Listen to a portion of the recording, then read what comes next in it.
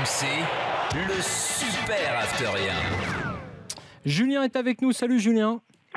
Bonsoir messieurs. Supporter de l'OM, ton chouchou pas bon c'est Romain Danzier, on le rappelle, puisque tu étais déjà là hier. Tu as ton challenger en face, c'est Gabriel. Salut Gabriel. Bonsoir à tous. Supporter du PSG, ton chouchou pas bon c'est Bernard Mendy.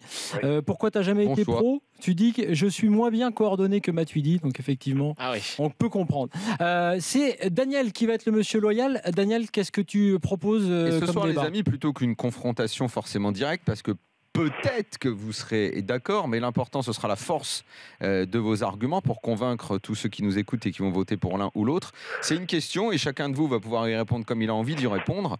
Gabriel, tu es le challenger, tu es le James Buster Douglas de la soirée. Est-ce que tu penses, toi, comme Philippe Auclair, que Guardiola à Manchester City, ça va se terminer par un échec? Non, moi pas du tout. Encore, comme j'ai entendu tout à l'heure, Guardiola c'est sa première saison. Il y a un effectif qu'il n'a pas forcément voulu. On parle quand même de 18 départs ou 17 départs, je crois, cet été entre les retours de prêt qui ne vont pas être conservés et les fins de contrat. Donc, je pense qu'il faut lui donner du temps, il faut lui donner des joueurs qu'il veut. Et il est dans un championnat qui est extrêmement compétitif. On entend Philippe Auclair qui hurle là parce qu'on a utilisé le terme échec. Daniel, c'est pas exactement ce que disait Philippe, c'est pas forcément un échec. Excuse-moi de te Oui, mais couper, c'est la Gabriel. question que je vous posais, je reviens moi. sur l'énoncé.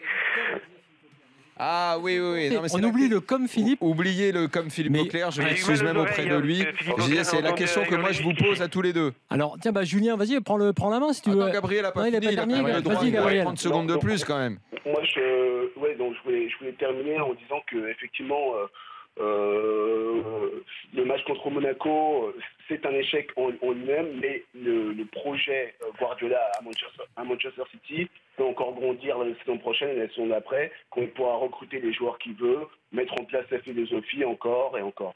Donc non, effectivement, je pense que c'est que le début du projet et que les dirigeants qataris sont prêts à ça.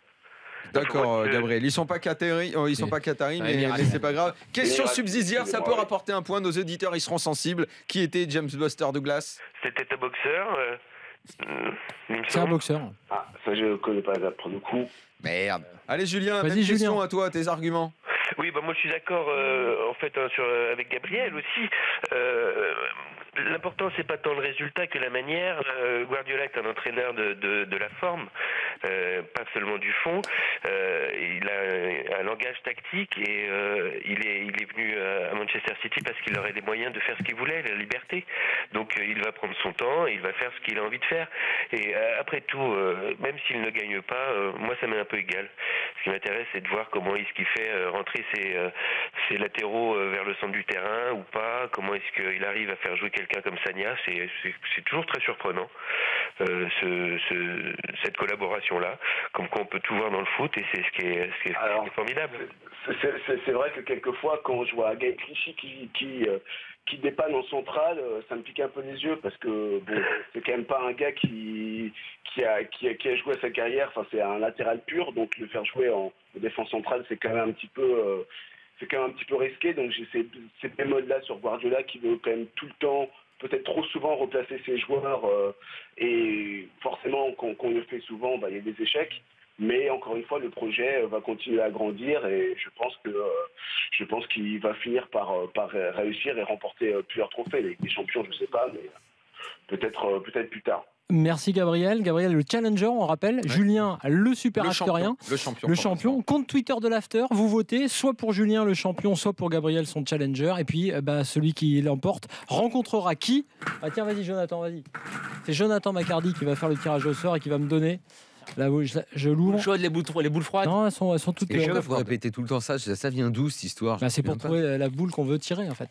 Dans les bingos des villages, dans les bingos des villages, c'était connu. Qu'est-ce qu'il fallait faire pour que ce soit chaud ou froid? Si tu veux, tu mettais à frigo. Si par exemple tu veux telle ou telle boule, bien sûr. Et quand tu tires, tu sens la froide, tu sais que c'est celle qu'il faut tirer. Dans les tirages au sort, dans les villages. Excusez-moi, je connais pas je vous montre. Regarde, Lionel, supporter du Pau FC. Du Pau.